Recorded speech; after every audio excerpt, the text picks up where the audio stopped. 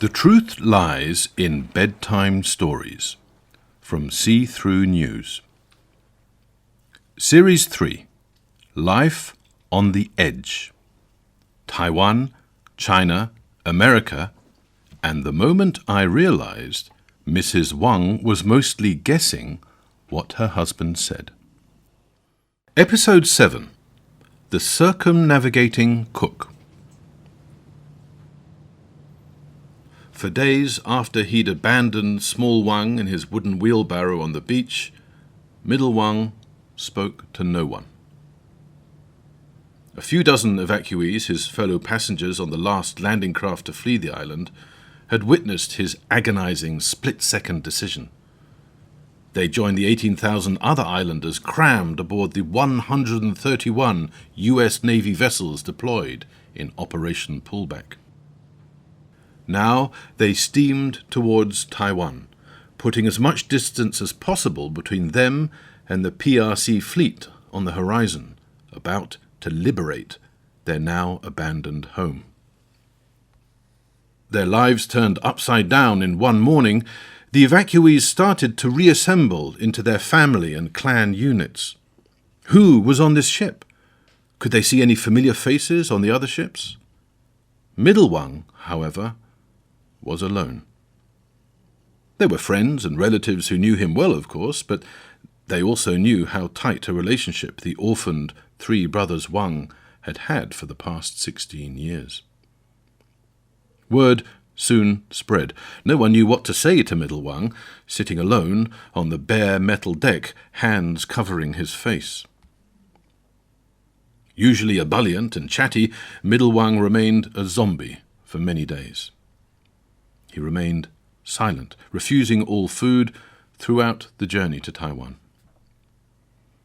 The evacuees disembarked to a mixed and muted reception. Now, you may have expected a hero's welcome, but they didn't, and just as well. You see, until it had become the nationalists' bolt hole in 1949, following the communist victory, Taiwan had itself been a backwater. Before 1949, Taiwan was a laid-back island province on the margins of China. Its 6 million residents were a mix of ethnic groups, speaking their own dialects, minding their own business. After defeat by the communists, Generalissimo Chiang Kai-shek and more than 2 million mainland nationalist officials, troops, and others associated with his rotten regime fled to the island province. Now, they said Taiwan would be their temporary base just while they regrouped to take back the mainland, but the truth was, it was a rout. By February the 12th, 1955, Taiwan was still struggling to cope with the influx of 2 million extra mainlanders, so they weren't exactly delighted at the arrival of another fleetful. Generalissimo Chiang Kai-shek posed for a photo with the American commander of the evacuation fleet and said something stirring, patriotic and anti-communist. He then dispatched the Big Chen Islanders to a refugee centre while he worked out what on earth to do with another 18,000 people on an already crammed island. Now, the refugee centre was in Yilan County, which happened to be located in the northeast of Taiwan, which was as close as you could get to Big Chen Island. With 400 kilometres of the East China Sea between them and home, now occupied by the communists, this proximity hardly mattered, but maybe it played its role in sparking Middle Wang's gradual recovery. Now, Middle Wang takes life as it comes. He's not the type to indulge in much self-analysis, to try to influence events or ponder his own actions. He's more inclined to keep a weather eye, steer into the waves, and plot his best course, just like his big brother did on that fateful day when he set off to sell some dried squid on the mainland. Did seeing the East China Sea every day and thinking that this stretch of water was all that lay between him and his home and his brothers play its role in rousing Middle Wang from his slump? Well, if he can't say, how can we? In any case, as the days passed, Middle Wang's despair lifted. First, he started eating again. A few more days, and he began responding to greetings. A few more, and he was initiating conversations, then smiling, then laughing. Then he cracked his first joke.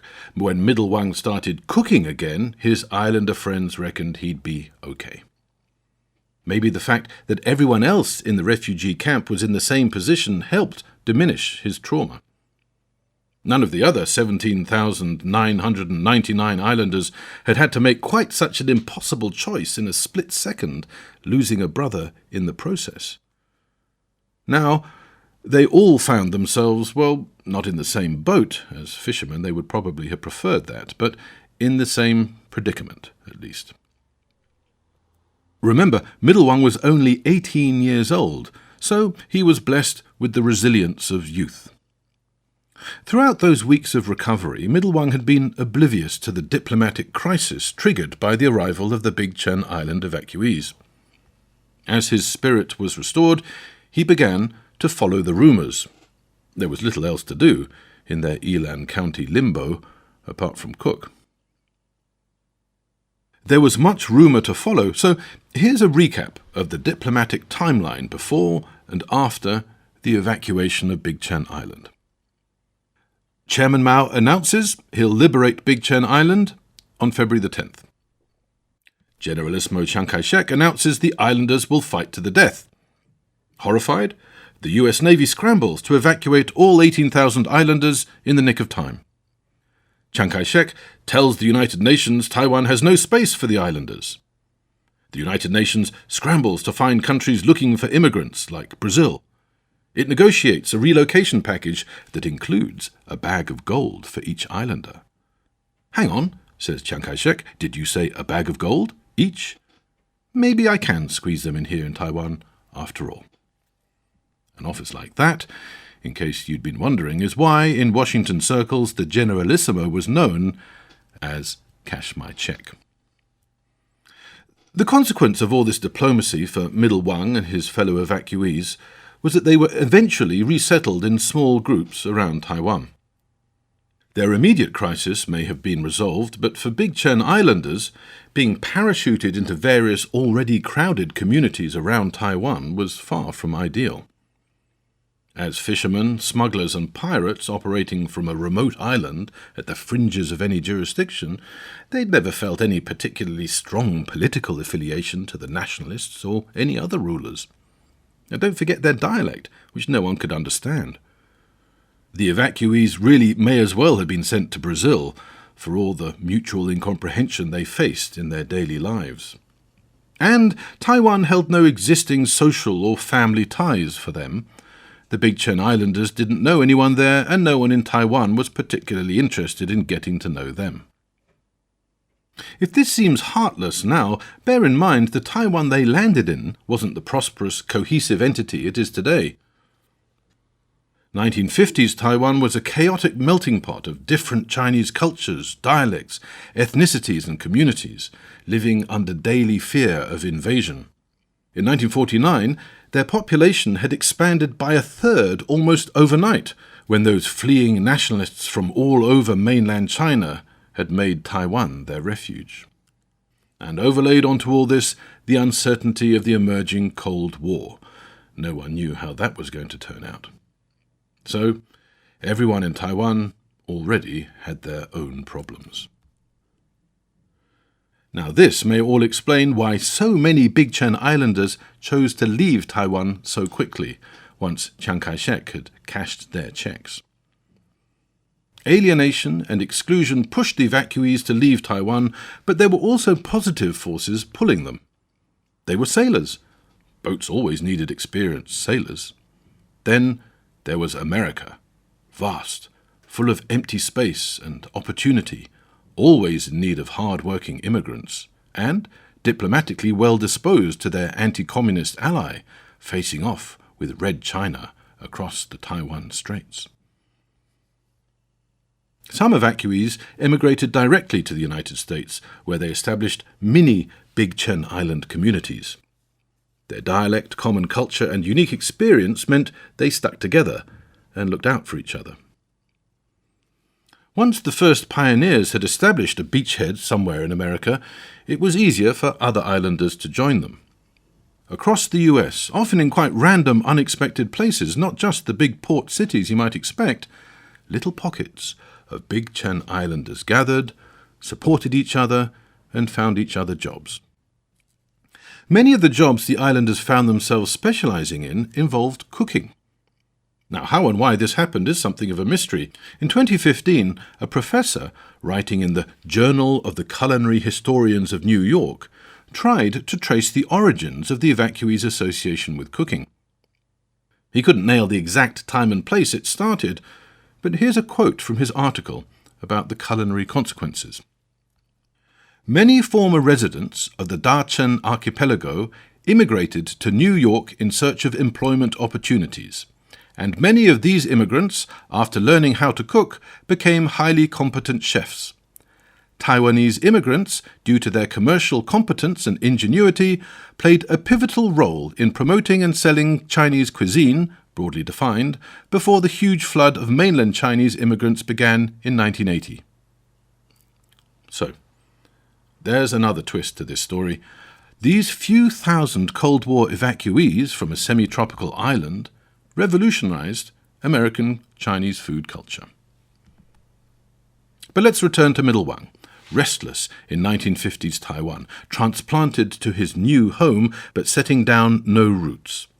Now, Middle Wang is an energetic, optimistic, ambitious young man with itchy feet, no family to support or be supported by, and the world at his feet. Should he join his friends, signing up as crew for international shipping lines? Should he become a chef? Well, Middle Wang did both. He signed up to become a cargo ship cook. For the next 30 years, Middle Wang rode the high seas, below decks, in the galley, feeding the international crews of the world's shipping vessels. He remained resolutely monolingual, speaking only his native dialect. Big Chen Islanders travelled in packs, so he always had a few shipmates he could talk to. For his other shipmates, Middle Wang's shared language became food. Feeding crew from the Indian subcontinent, Southeast Asia, South America, Africa, and Europe, Middle Wang educated them about Chinese food, and they taught him how to adapt it to their tastes. Now try to name a port Middle Wang hasn't been to. I tried to, in that sweltering Alabama living room when interviewing him, but failed. He may have seldom left the docked ship, let alone ventured far from it, but Mr. Wang, as I then knew him, had been everywhere. Rio, Busan, Rotterdam, Klang, Portsmouth, Yokohama, Dar es Salaam, Aden, Galveston. Now you know most of the rest of his story and can now guess what remains. After calling time on his sailing days, Middle Wang joined some fellow Big Chen Islanders who'd wound up in small-town Alabama. They found him a job in a kitchen. Mrs. Wang found a husband in him. They settled down, raised children, enjoyed grandchildren. Middle Wang, now Mr. Wang, loved his wife, and while he had officially retired, he still loved cooking so much he'd often work in the kitchens of Mrs. Wang's expanding chain of buffet restaurants for free. But even for such a happy-go-lucky character, for his whole life Middle Wang had carried one nagging question. What had happened to his two brothers? In Episode 8, The Man in the Wheelchair, we find out what happened to Small Wang. The Truth Lies in Bedtime Stories is a podcast from See-Through News.